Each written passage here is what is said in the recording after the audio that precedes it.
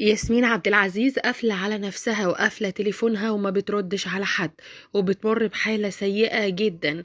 واللي عمله والد العوضي لما راح لها لحد بيتها كان غريب وغير متوقع، خصوصا بعد اللي أحمد ابنه عمله ونزل الرسالة اللي الناس كلها فهمتها إنه بيقول لها خلاص مفيش نصيب، وإن أنا وإنتي مش هنرجع مع بعض تاني، وإن أنا اتردت ليا كرامتي لما قلتي إنك لسه بتعشقيني مش بس بتحبيني.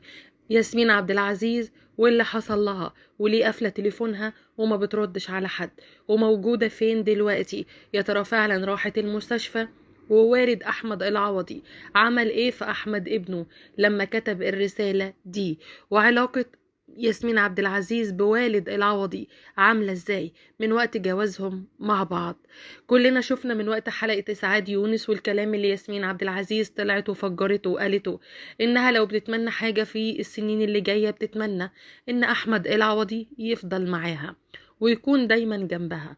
أحمد العوضي طلع ورد، خصوصا بعد ما الناس كلها قالت له يا ريت بقى ترجعوا لبعض. طلع وقال البيوت كالقبور محدش عارف ايه اللي فيها، وحرفيا كل شيء نصيب، وبالتالي خلاص مفيش رجوع.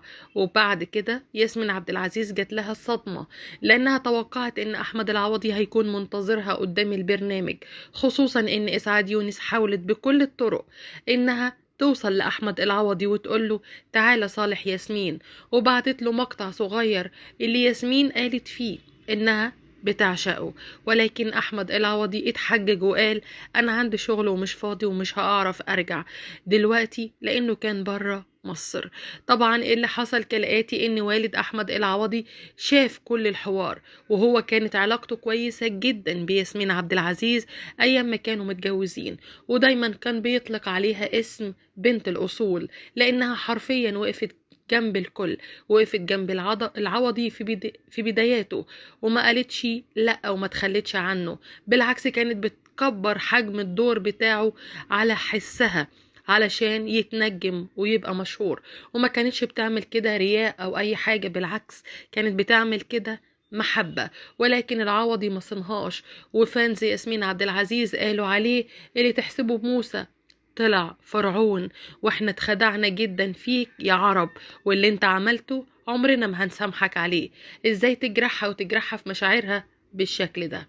والد العوضي لما عرف اللي حصل لياسمين وان حالتها النفسية صعبة قوي وقافلة تليفونها وما بتردش على حد، وفعلا بتعيش أسوأ أيام حياتها بعد اللي أحمد العوضي قاله، قرر يروح يطمن عليها ووجه رسالة لأحمد ابنه انت لا ابني ولا أعرفك لحد ما ترجع لبنت الناس بنت الأصول اللي صانتك وما عملتش حاجة غير إنها قالت إنها لسه بتحبك. انت كمان بتحبها وبتحبها جدا، بس انت بتكابر وبترد كرامة لوقت ما ينفعش فيه الكرامة.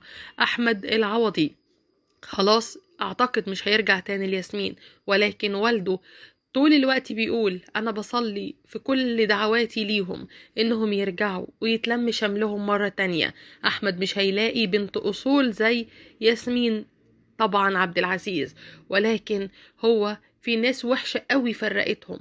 راح وزار ياسمين واطمن عليها وقال لها انا في ظهرك، انا ابوكي قبل ما اكون والد العوضي، ولو احتجتي مني اي حاجة انا موجود، وفوقي ورواقي وما يهمكيش حاجة.